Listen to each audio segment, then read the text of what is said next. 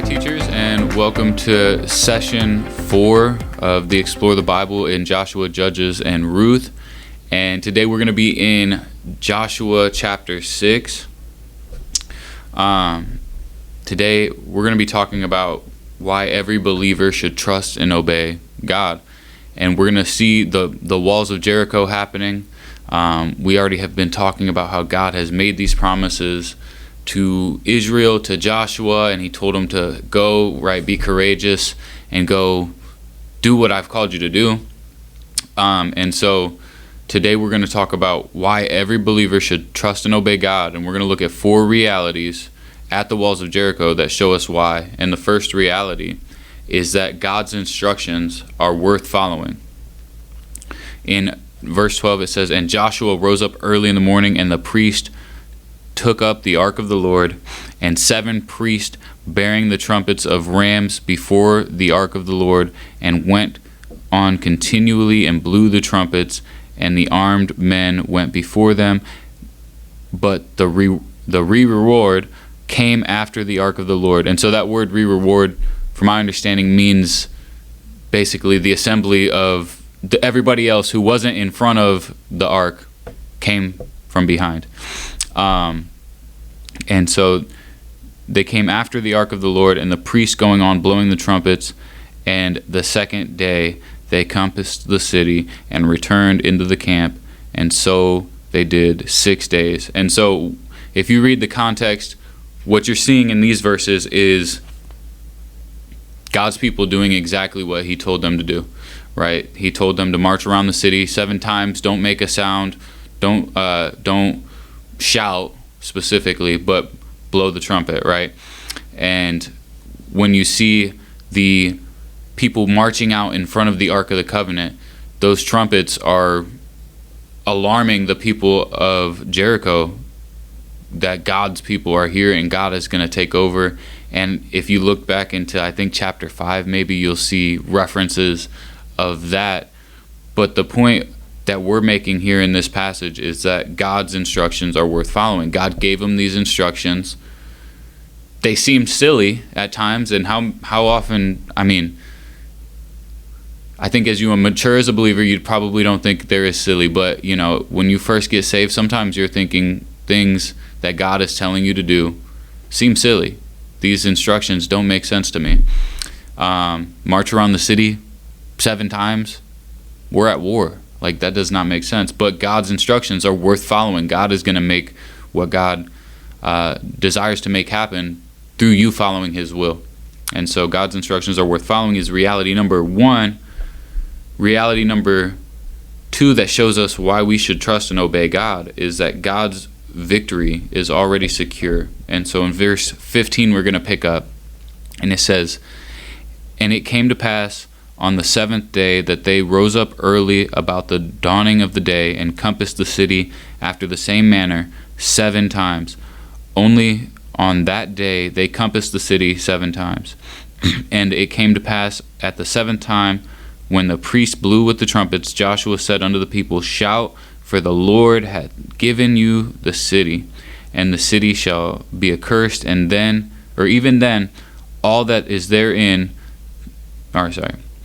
shall be accursed, even it, and all that is therein, to the Lord. Only Rahab the harlot shall live, she and all that are in her house, because she had hid the messengers that we sent. And ye in any wise keep yourselves from the accursed thing, lest ye make yourself accursed, when ye take of the accursed thing, and make the camp of Israel a curse, and trouble it. But all the silver and gold and vessels of brass and iron are consecrated unto the Lord. They shall come into the treasury of the Lord." And so here again we see God give them very specific instructions. They're worth following. But we see that God has already given them the city. Joshua says in verse 6, "Shout, for the Lord hath given you the city." It's done. God has already accomplished what he's hoping to accomplish. He knew that he was going to give them the city as they obeyed those instructions. And so God's victory is already secured for them. For us, God has victory on the cross. Jesus defeated sin. He defeated the grave. And he sent people out on a mission. He's given them instructions to follow. And they're worth following. They may seem weird. Go knock on people's doors and tell them about Jesus sometimes seems weird. But it's so worth it. And God already has accomplished the victory that we're out there proclaiming and shouting to the masses about, right? Jesus already won. And someday he's going to come back and we're going to see the evidence of that. But one important thing to note that we're going to talk about next week is what God says about the accursed things, right? God says, the city shall be accursed, everything in the city shall be accursed. Keep yourself from the accursed thing, right? God's victory is secure, but there's consequences for sin, and that's what we're going to see next week. And we're going to move on to reality number 3.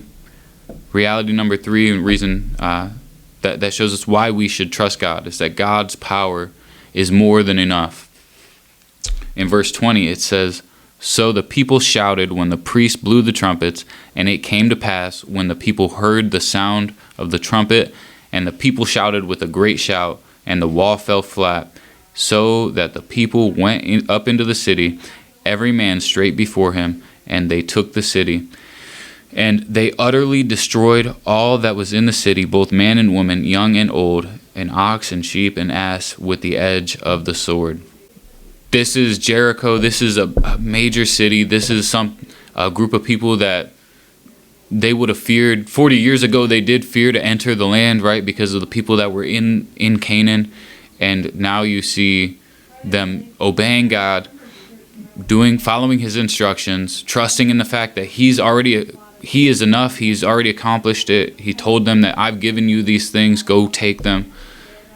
And they see it here. God's power is more than enough, and God's power is more than enough for us to accomplish the mission he's given us. We trust him, and he accomplishes it. We just had VBS, and we saw 50 more people at VBS than we've ever had, and we saw 15 kids get saved. God is good, and God is working, and he's strong, and he just calls us to be faithful to what he's called us to do. And so we see that in reality number 3. Reality number 4 is that God's promises never fail. In verse 22, we're going to pick up, and it says, Joshua said unto the 2 men that had spied into the country, go into the harlot's house, and bring out thence the woman, and all that she hath, and as ye swear unto her. And the young men that were spies went in and brought out Rahab and her father and her mother and her brethren and all that she had. And they brought out all her kindred and left them without the camp of Israel. And they burnt the city with fire and all that was therein. Only the silver and the gold and the vessels of brass and iron they put into the treasury of the house of the Lord. And Joshua saved Rahab the harlot alive, and her father's household, and all that she had, and she dwelleth in Israel unto this day, because she hid the messengers which Joshua had sent to spy out Jericho. And so, go back 2 lessons. We were talking about Rahab and how God used Rahab. Now we see the promises that God made through Joshua to Rahab fulfilled, right? Rahab gets pulled out of the city. The city gets taken over just as she knew would happen, just as God told them would happen.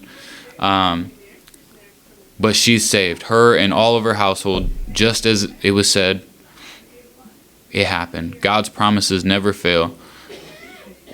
That we know that's to be the case. We know that we can trust in God, in his power, in his promises. We should do that by following his instructions, right?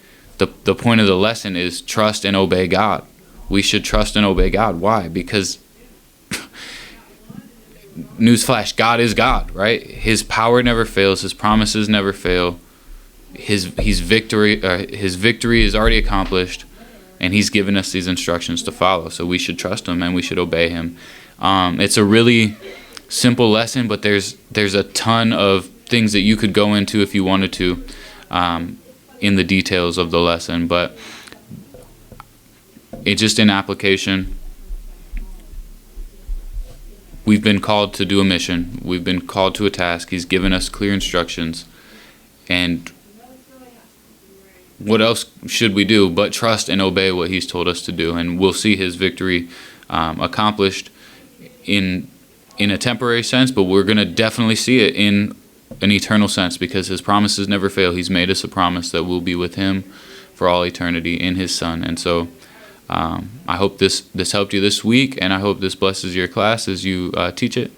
And yeah, God bless.